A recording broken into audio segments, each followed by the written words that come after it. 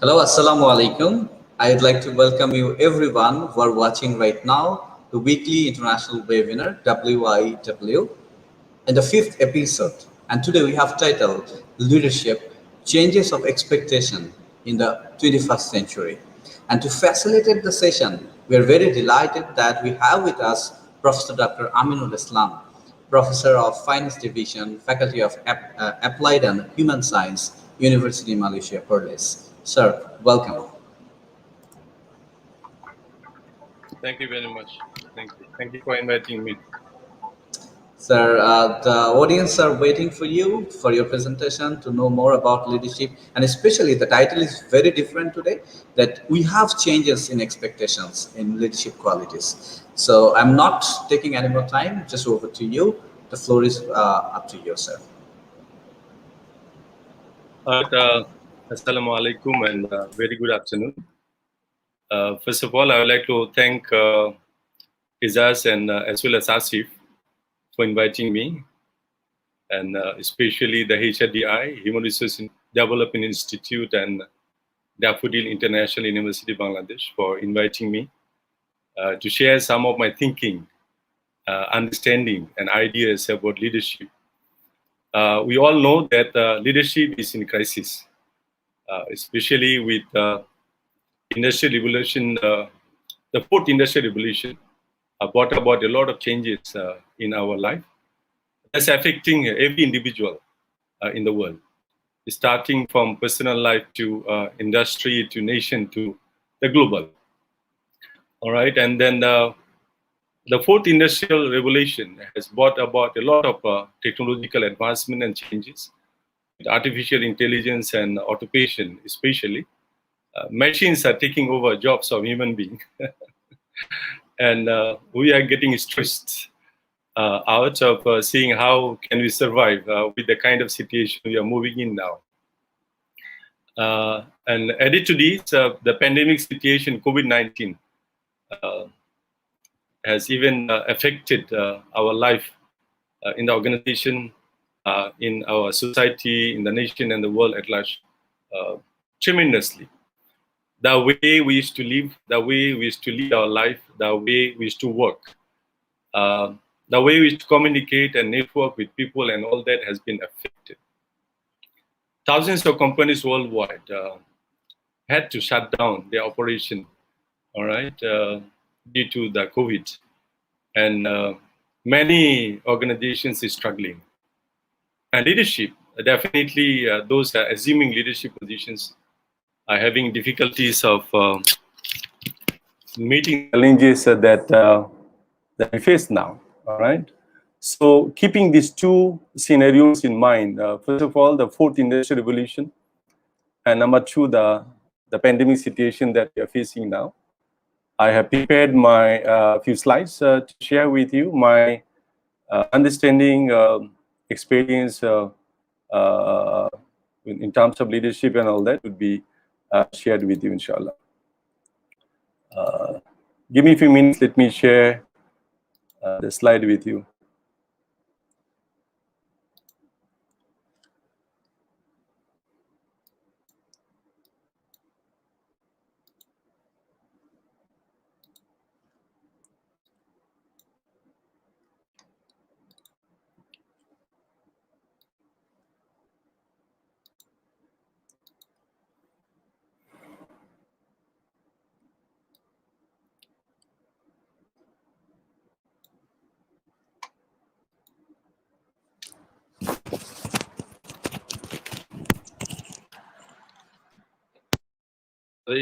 Can you see the slide?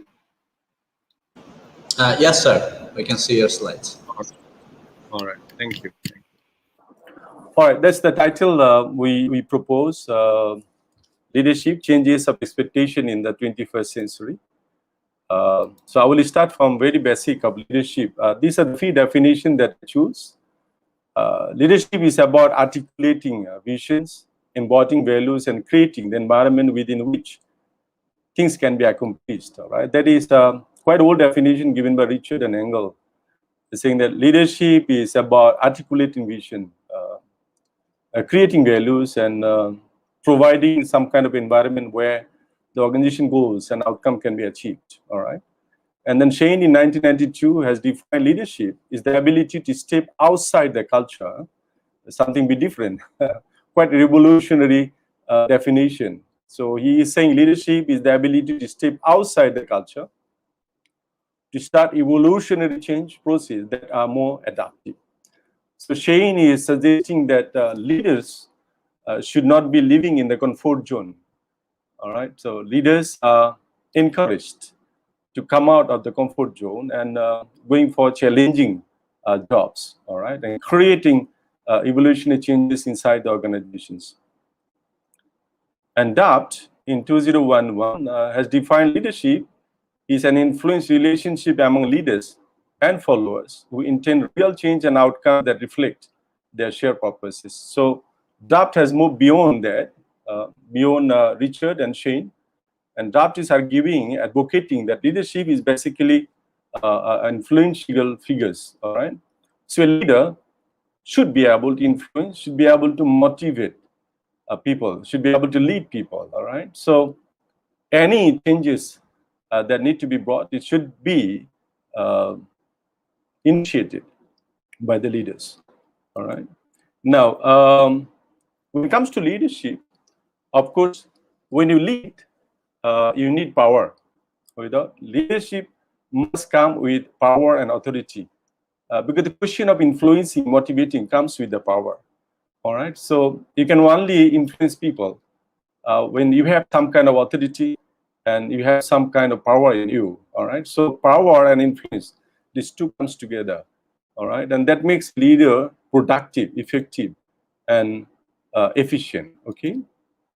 Now, when it comes to leadership, basically a leader is equipped with few powers given, authority given, all right? And we divide into these two groups. We call it hard power and soft power.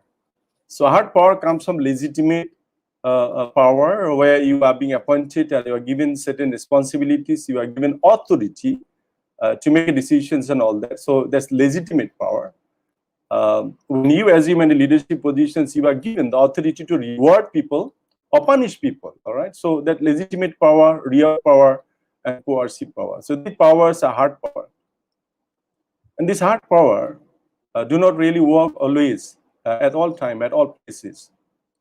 So it has to be coupled with the soft powers, okay? So we do have two categories of soft power. We call it expert power and referent power.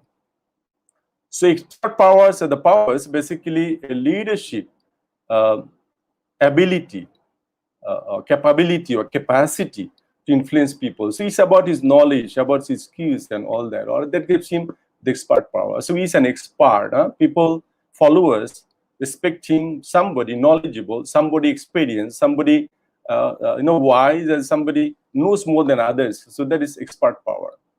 The other one is the referent power. Hereby the leader become a role model.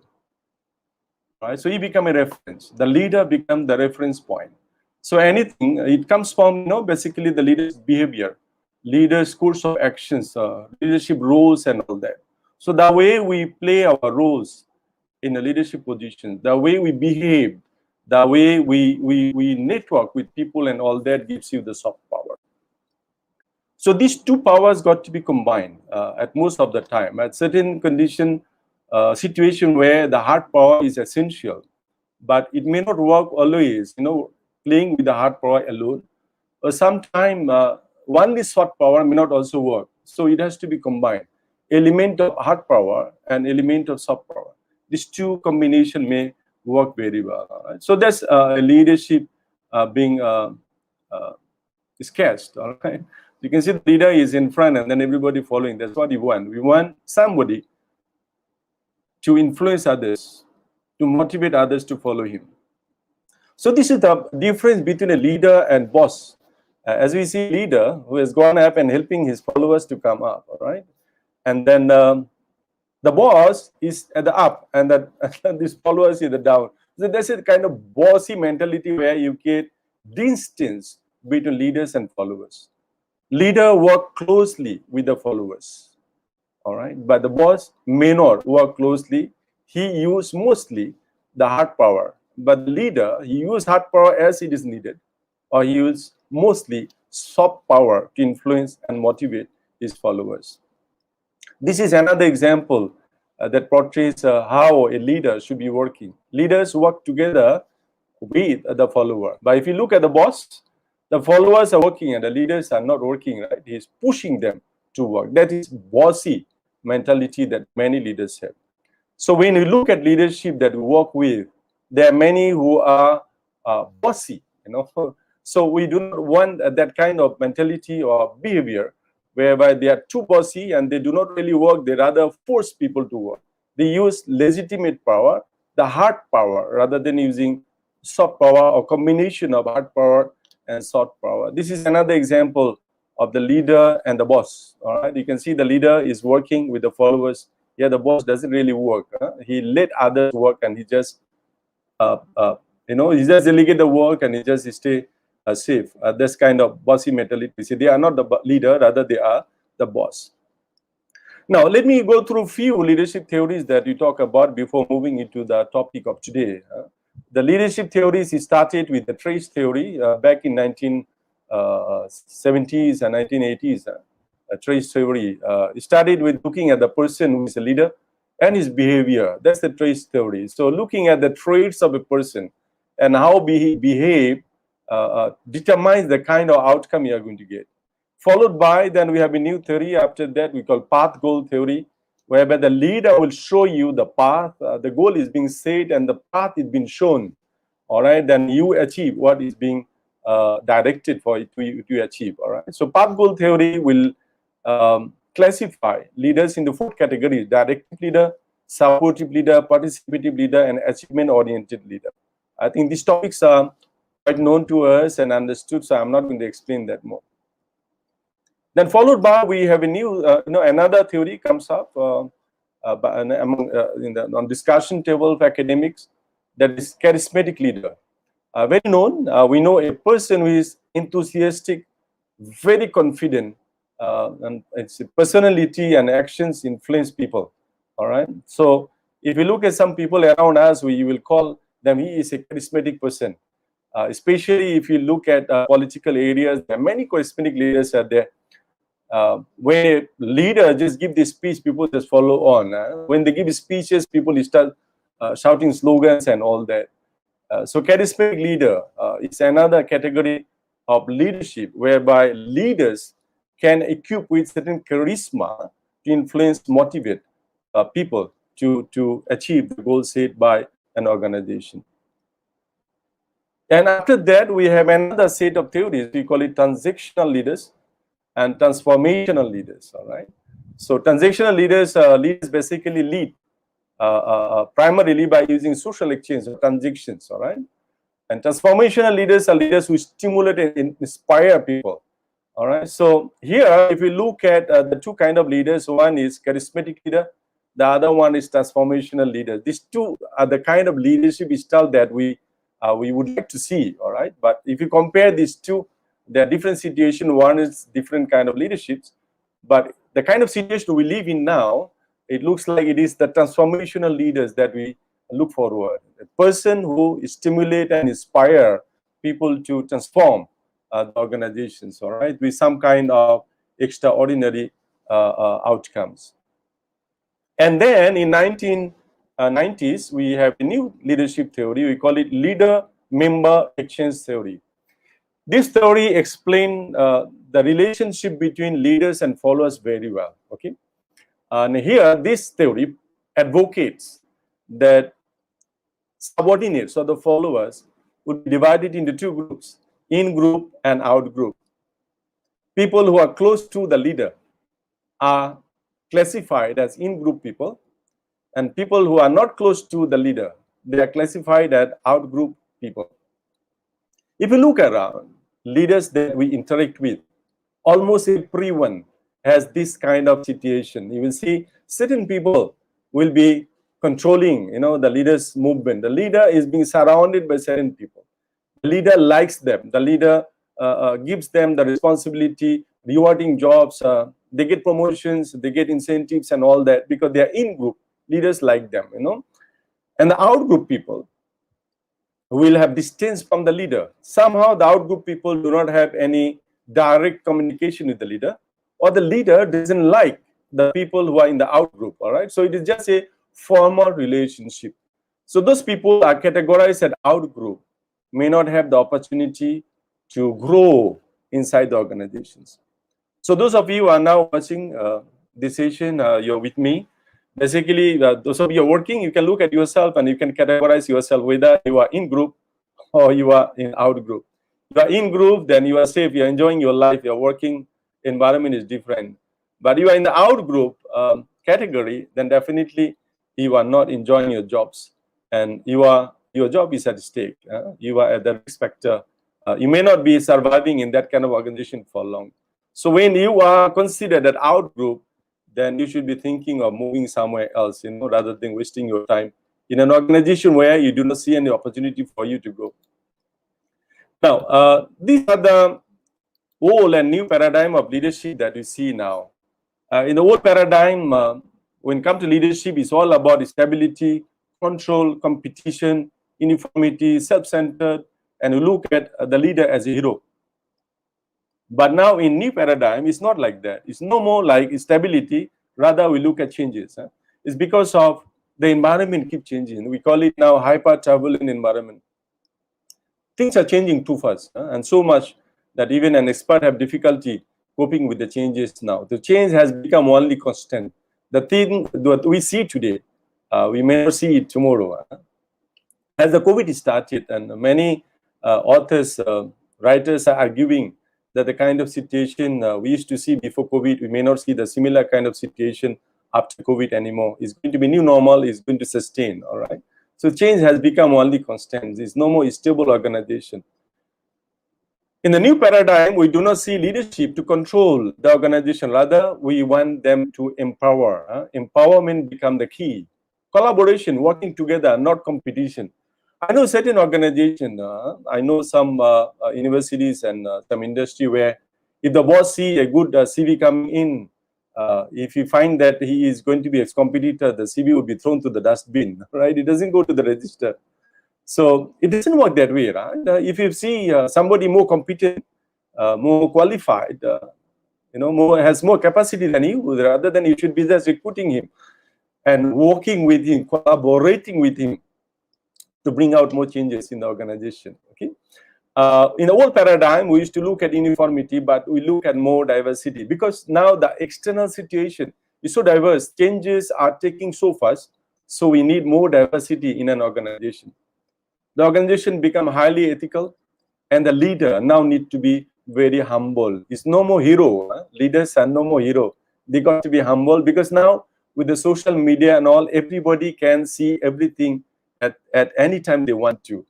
Okay, the lecture that I'm giving you now, I'm very sure that if you go to YouTube and find some videos, there could be more better lecture than me. That's what the world has become, So we cannot imagine or assume that I am the expert, I am the hero, I am the boss in this field. There's no such thing in the world anymore. So everyone need to be more and more humble. By right, the more knowledgeable you are, the more humble you are.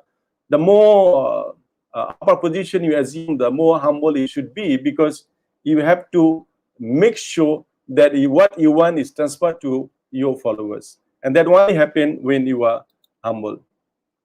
So leader is somebody who can influence others and who has managerial authority, talks about it. Leadership is a process of leading group or influencing that group to achieve certain goals. Okay? Now, leaders and leadership, now everyone should have the opportunity, the right and responsibility to be a leader in their own life. So that's what we are seeing in the 21st century. Everybody should be given the right and responsibility to be a leader. So we take leadership of our own life, and when you work, we also take responsibility of our own work. All right. So building capacity become a norm now. Become a norm now. We have to continue building capacity in us so that we become a leader in one day. Now, what has changed? If you look at 21st century, basically a lot of changes in the workplace we see in many ways. Number one, career management and advancement down to the individual. It's no more up to the organization to train individuals. The individual has to take the responsibility. All right. So reskilling, upskilling, and all that become very important, and it has to be done by individuals, not leaving it to the organization. Constant need to refresh and update the skill. That's what I was saying, right? Reskilling and upskilling. Increase interest in self-development and self-help.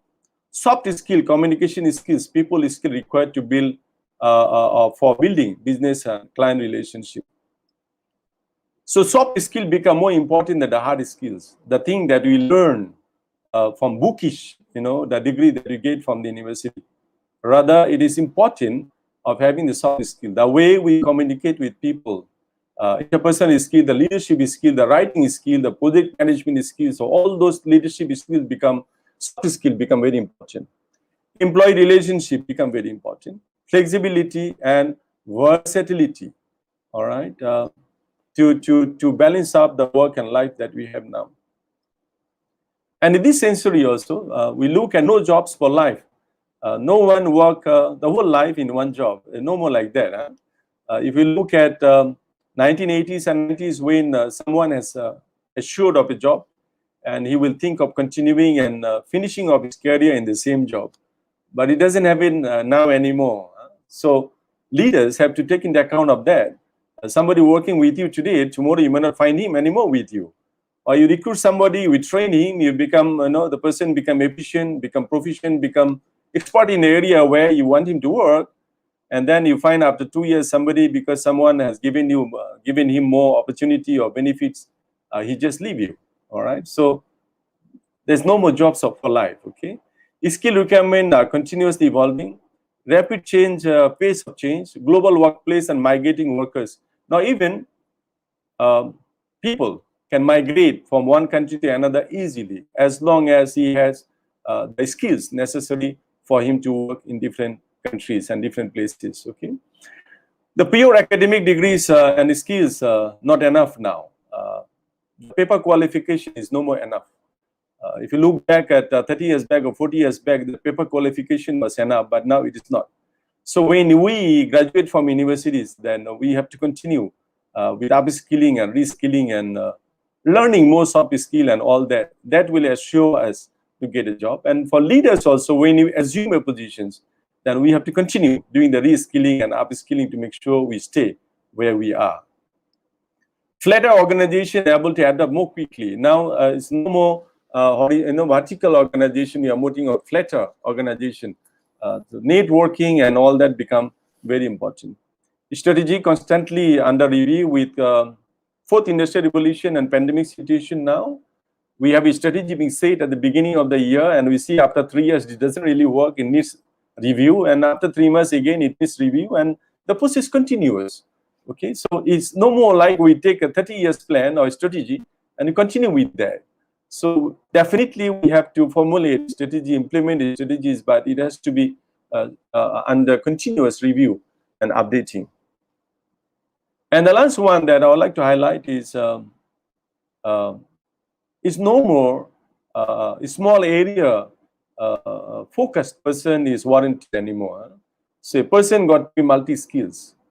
So wherever we work now, in any positions, we cannot simply just work what we are prescribed to, So we need different skills in sustaining and maintaining the jobs we get. Okay, so multi-skill become important. We know there is a proverb in English, we say, jack of everything, master of none.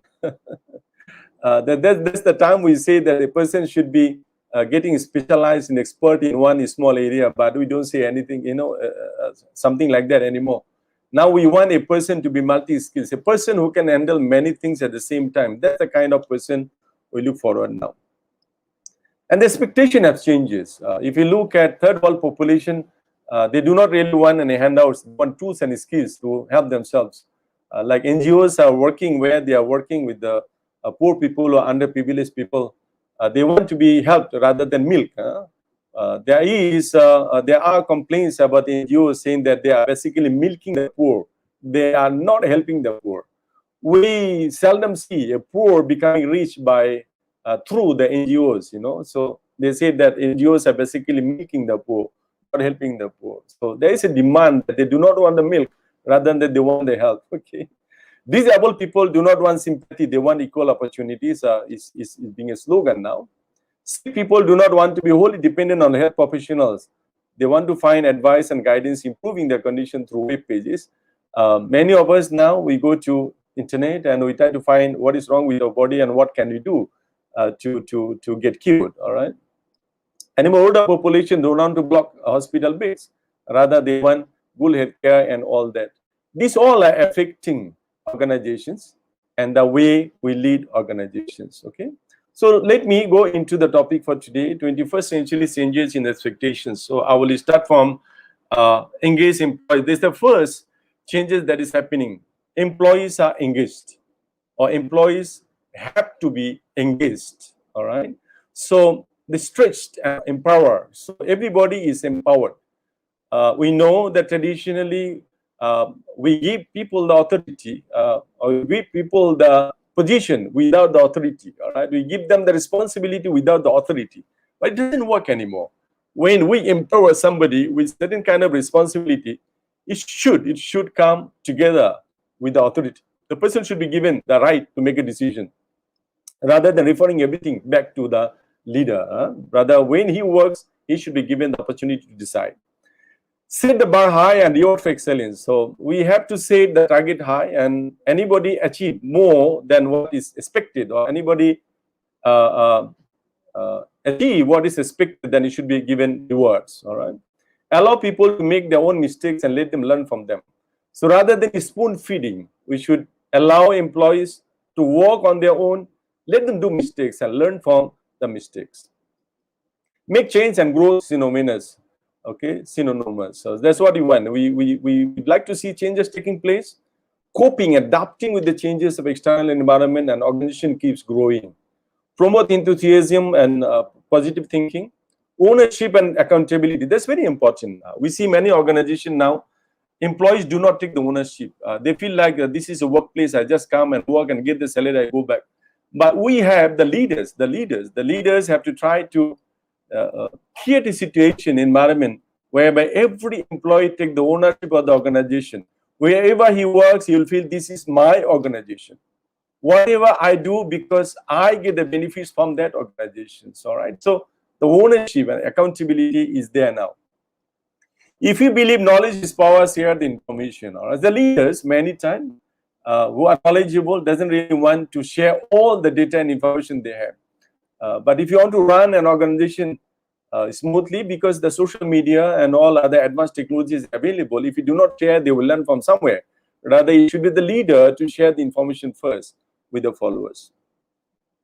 Take involvement in development and well-being of staff, which is very important. Staffs are the internal customer. Many times leaders do mistake here. Leaders focus too much on the external customer rather than focusing on the internal customer. But rather, the leaders should be focusing more on the internal customers. If internal customers are engaged and satisfied and happy, they will make the external customers happy and satisfied. Because leaders do not meet the customers, the followers who are meeting the customers.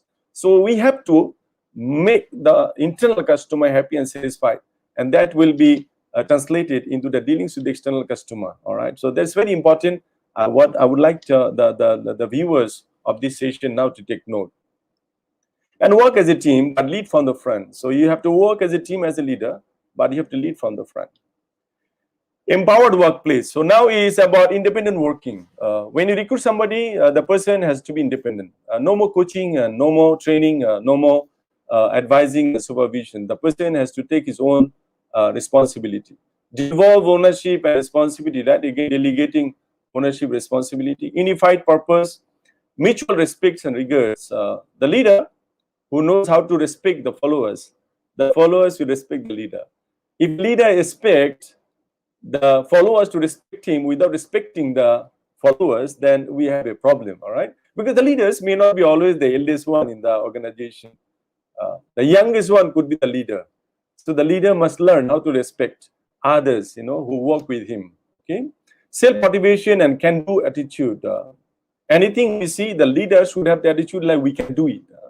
In Malaysia, Tun Dr. Mahathir, when he was the Prime Minister, he had a slogan. He said, Malaysia boleh, Malaysia can.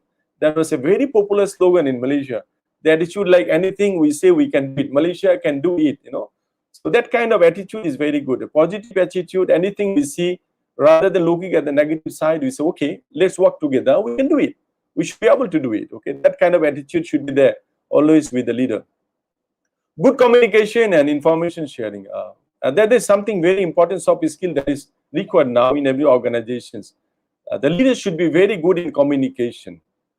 In terms of his speech, when the leader speaks, everybody listen to him. The language is understandable. The information shared is easily transferable and translated by the followers. Okay, so good communication and information sharing, it's become very important now when you empower people to work for you. Open performance tracking and accountability, I think everything is getting online and it is understood. And now, in the 21st century, the blame culture has replaced by lesson learned. Okay, ways of working. Oh, it's a wow, ways of working. So now, we do not blame people for doing any mistakes. Rather, we say, okay, there was a mistake, there was an error, we learned that lesson. We will not repeat the same mistake again. So that kind of situation is there at the empowered workplace now. The competency required from the leadership is strategic visioning and the ability to share that. We know many leaders, they have good vision, but they do not know how to share it. We listen to many speeches, many deliveries, but we see how many takeaways we have. When we attend to a talk, we see some speakers will come and make you laugh and all that, but at the end, when you go back, you cannot find any takeaways. And some speakers will come with powerful speech. You feel like you would like to stand slogan and all that, but again, when you go back, you don't see any takeaways. You forget about it after 1 or 2 days.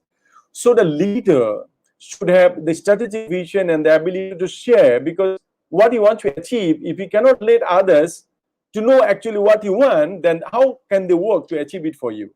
So the ability to share the vision is also very important. Clear communication messages, success beyond narrow professional boundaries, leading by influence, not by controlling, creating alliance and devolve management, flexibility, versatility, take the lead, devolve the power. That's what it is. So now the world is moving towards flexibility and versatility, right? So it's all about you take the leadership, but with delegation and empowering the tasks and responsibilities to the followers. So now what kind of leadership characteristics you would like to see in this century? The leadership should be bold. The leaders should be bold, should be tenacious, should determine, should be charismatic, should be visionary, looking at the macro or macro view. We see many leaders, they look into nitty-gritty, smaller micro issues. That's not the leader's job. That the follower job they're supposed to do. So leadership position, we expect them to be visionary. They're supposed to say the vision, a mission, supposed to say the strategies and then let others follow. So macro view is expected from a leader. The leader is always assured and confident. Any problems comes in, he doesn't get frustrated. He doesn't show any worrisome face and all that. He is always confident that we can do it. Self-awareness, inspiring. You got to inspire people by your work. If I come always late in my office and I want our followers to be always on time, that's something we will never get. A parent who smokes and he wants his son not to smoke is impossible, because his son will learn from him. So a leader has to show the example, leadership by example, leadership by example. We have to inspire people by doing the right thing. We become a role model. Focus, we have to be focused in our work, rather than not doing too many things and not achieving anything from there. We have to have a specified prioritized job and we focus on the priorities set by the organization. Energetic and passionate, persuasive and influential. So these are the characteristics that is expected from the 21st century leadership. Remember, we said that automations are taking place in so drastic way that many of our jobs are taken away by machines and all that. Okay, so human being, if you really want to work and manage that, we got to be creative, we got to be innovative and all that. So to be like that, these characteristics are very important for a leader to have it. Okay, Now, leader behavior. What kind of behavior do we expect from leadership? Now, it's very important that leadership or leaders should be very good decision maker. They should be taking risks. At this moment, if you see changes are taking place so much and so such in a way that we got to be a risk taker. Leadership should be always, leadership should love to take risks. That's what we see now. Crossing the line of pushing the boundaries. We have to come out from the comfort zone. We have to work, we have to learn to work extra miles. That's what is important. We cannot simply just think of like coming at 9 and going at 5. That is not the leader behavior. A leader doesn't mind coming on, with the weekly holidays or public holidays or any time as it is needed. And any work that require you to cross the line, that's what the leader is expected to do. All right. Joiner thinking and acting, team building, communicating, encouraging and motivating, leading by example. And finally, the most important one is saying thank you. I have seen many leaders in my short career. Followers, they do the job and the leaders do not even acknowledge and recognize. Rather, the leader take it and portray it like it is done by him. I have seen many. Rather, we should be given the recognition, acknowledgement to the people who has done it, and we have to learn to say thank you. When as a leader we learn to say thank you, the followers will have similar behavior in an organization. So it is always a kind of behavior that we expect from followers. Any good thing being done, we have to learn to say thank you. Leadership attitude. What kind of attitude is expected in the 21st century? Of course, challenging. Attitude is challenging. Establishing high standard for self and others. As we see the changes taking place, there is no reason for us to set low standard. When you set low standard, you are making yourself lethargic. You become lazy, and you are making your followers lazy. So we have to be energetic. We have to set high standard. We have to achieve something that is of high standard, and then our followers will be also working like that, working hard and achieving something that is expected of them. Okay, trusting. We have to develop some kind of relationship whereby we have to learn to respect and trust the followers. Okay.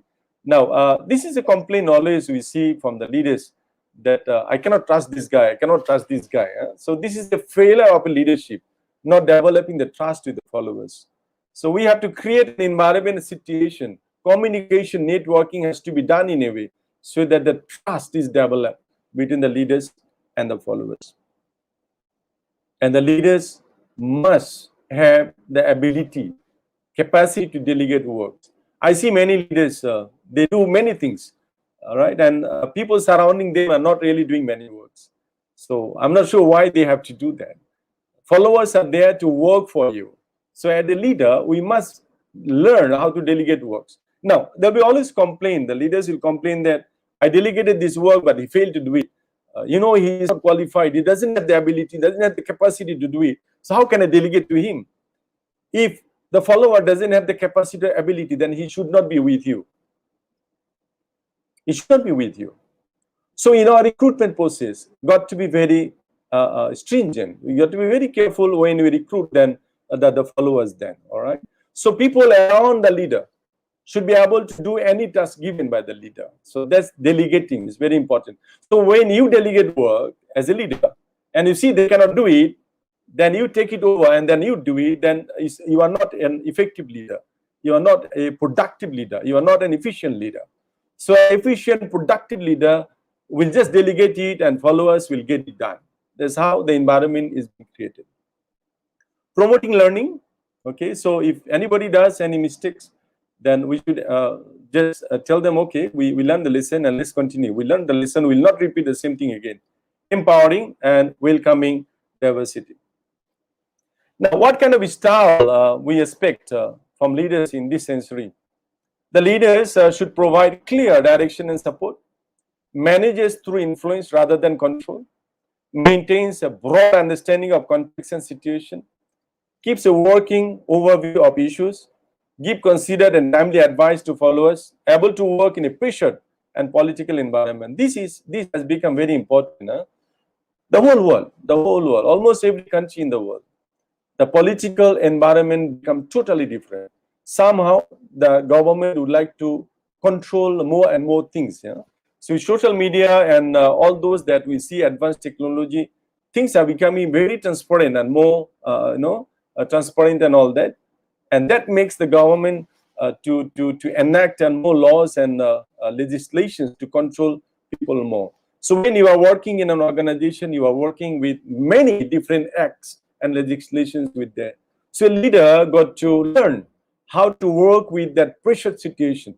Say, for example, University Vice Chancellor, he has certain laws and acts and legislations, rules that he got to follow from the university itself. And then certain things are there outside the environment, which is expected him to work with them. All right. So it is a very difficult kind of situation that we have. So if you want to become a productive, efficient leader, then we have to learn to work in the pressure and political environment that we have now. Has a strong communication and presentation skills. All right. As a leader, we're supposed to communicate very well. Anybody come in touch with us, they get the message that the leader would like him to know. If the messages are transferred which is vague and unclear, then definitely we cannot get the expected outcome that is expected from a follower. All right. And as I said, that we know the many knowledgeable people, they know a lot, but they do not really know how to present the ideas and knowledge and all that. So knowledge is gained for the purpose of transferring it. So knowledge transfer only takes place when your presentation skills are very good. So a leadership or a leader expected to have strategic visioning, and his communication and presentation skills will make it happening. All right. So that's very important for a leader to embed with communication and presentation skills. A leader should be very persuasive and influential, effective and tolerant of interpersonal skills. This is another very important point that we got to learn. We got to be tolerant on interpersonal skills. We meet different people with different cultures, with different religion, with the different age groups and different gender and all that. So different people have different kind of attitude and all that. So we have to be tolerant of accepting everyone. So when we assume leadership position, we have to make sure that we treat everybody equally. And that only happens when we are tolerant. When we are tolerant and we show mature kind of dealings with this staff. And the most important one now that we need in the 21st century is the analytical and creative mindsets. All right, analytical and creative mindsets. So much of data is available outside there. We got to be really analytical and creative to analyze those information data available and drive the organization for better growth. Okay.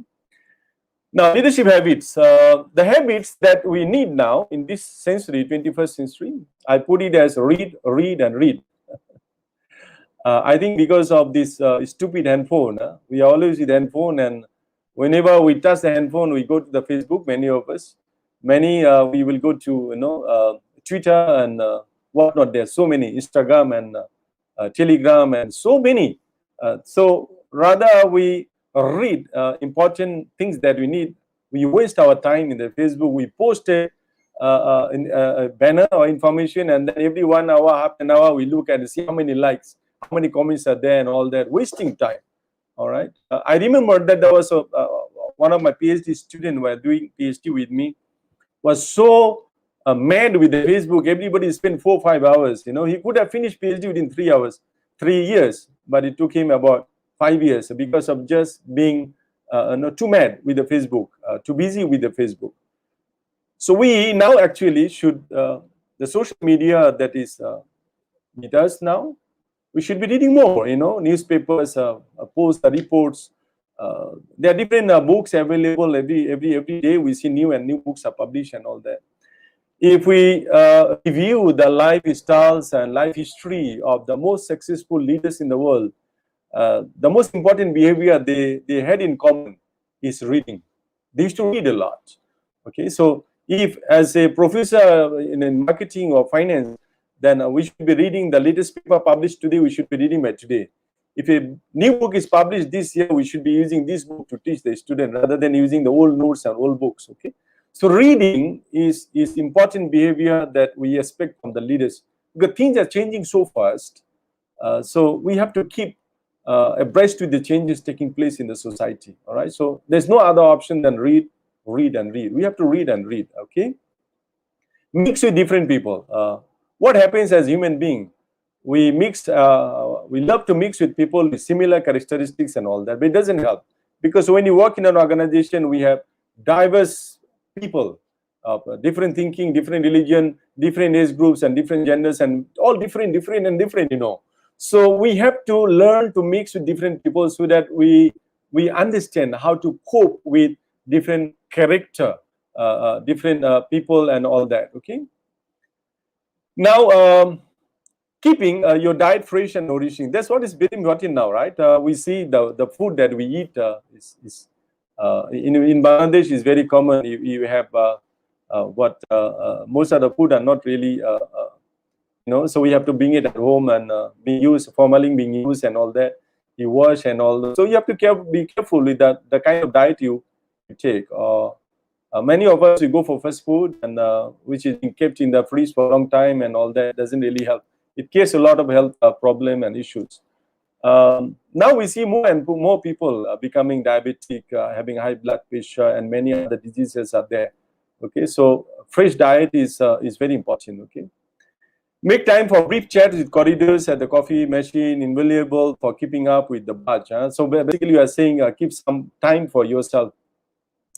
Give some time for yourself. Sit down, think about what is going on, how you are keeping, how you're working, the way the life is going, and what you like to achieve in future and all that. Give some time for you.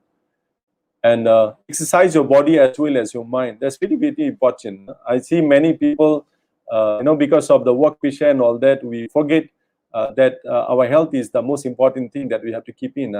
When you become unhealthy, your organization may not keep you there. Okay. And mind also, you got to really be careful.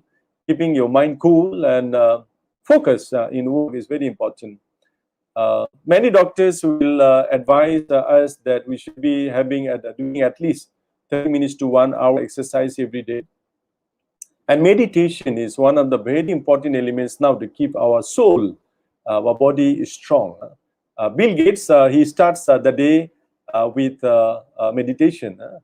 Oprah Winfrey, start with the day with meditation. Like many successful people in the world, the meditation is very common. 30 minutes meditation before going to bed or after waking up. So meditation coupled with exercise, 30 minutes to 1 hour, will keep us healthy and strong. Because leaders got to be strong, because we got to influence others. All right. We do not show the weakness of the body that in terms of body, in terms of mind. If we show the weakness, the followers definitely will not be influenced and motivated to work with the kind of outcome we'd like to get. And finally, the final leadership habits that we'd like to see is definitely we have to remember our family. While working for the company we work is important, but we cannot neglect the family. Remember, when you come back, it is the family that takes care of us. When we become sick, the company doesn't take care of us, the family. Our relationship with wife and kids, it has direct effect with the work habits we have in the organization. If my relationship is very good and lovely with the wife, then your working place, your behavior with your colleagues and followers will be different, And if you are having bad relationship with your family members, wife or kids, and definitely you would be always worried. And when you are working, your mind is always back at home.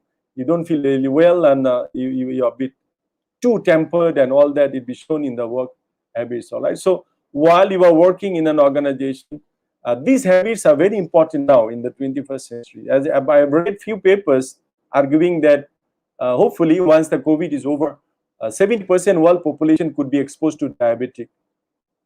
If that is true, that assumption is true, then I think those of us now know about it. We should be focusing on that, to exercising regularly in terms of body, exercise of mind. So walking or running outside, or even treadmills at home, or meditation in the morning or evening, that keeps you strong, healthy, and safe. All right, and be good with the family.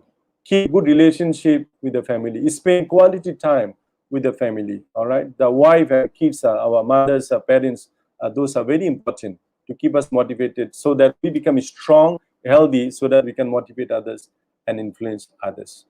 All right, and finally, this is my last slide for today's talk.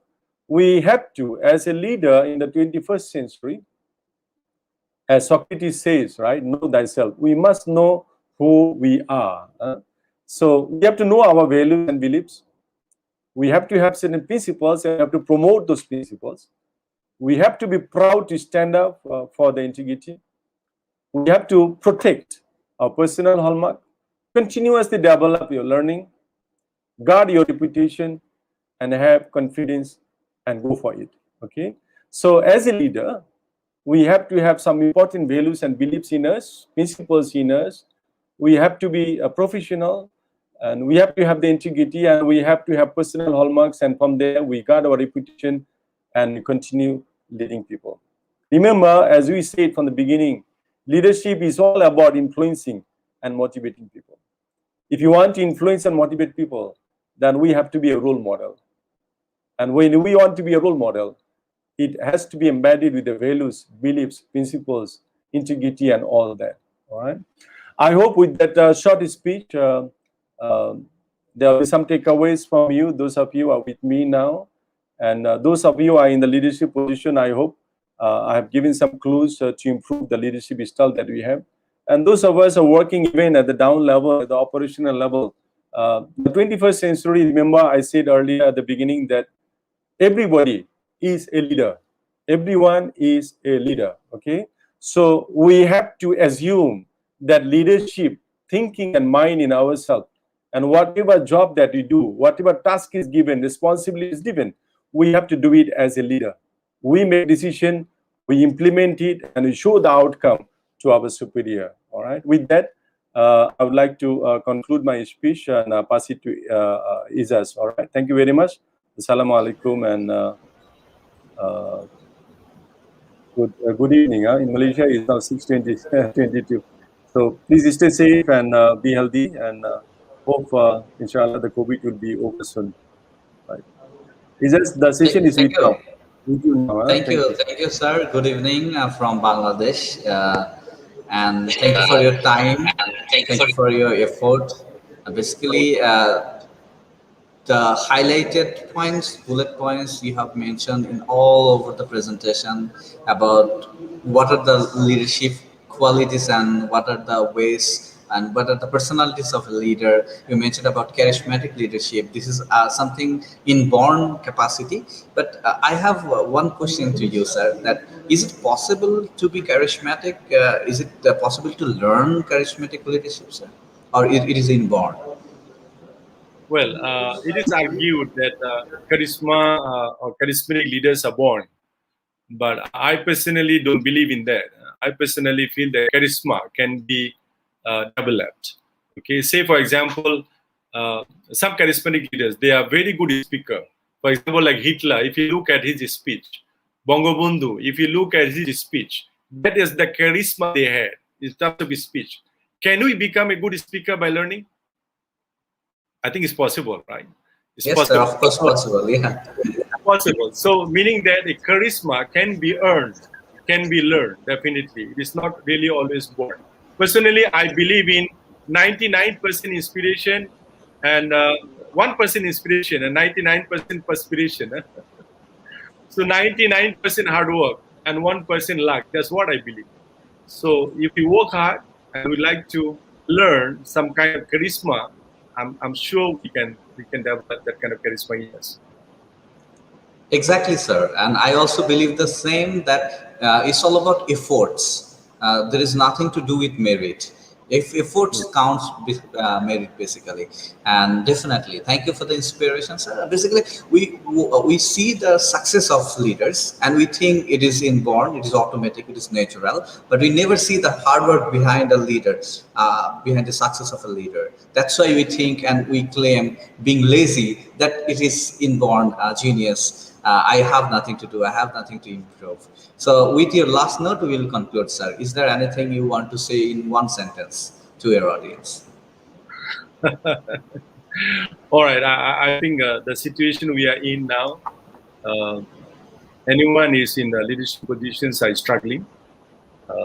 So at this struggling and trouble moment, I have tried to state some of the ideas that I feel could be helpful. So I hope that those viewers were with us have benefited a bit, from the talk. Then I would say that my preparation, the sharing was successful. Thank you very much. Thank you, sir, and thank you, everyone. We have so many enthusiastic learners today. They have commented over Facebook, and they want to learn more. I would like to thank every single one who are watching us. And finally, again, we will expect you in different sessions in future. Professor Dr. Aminul Islam. Thank you, sir. Thank you. Thank you.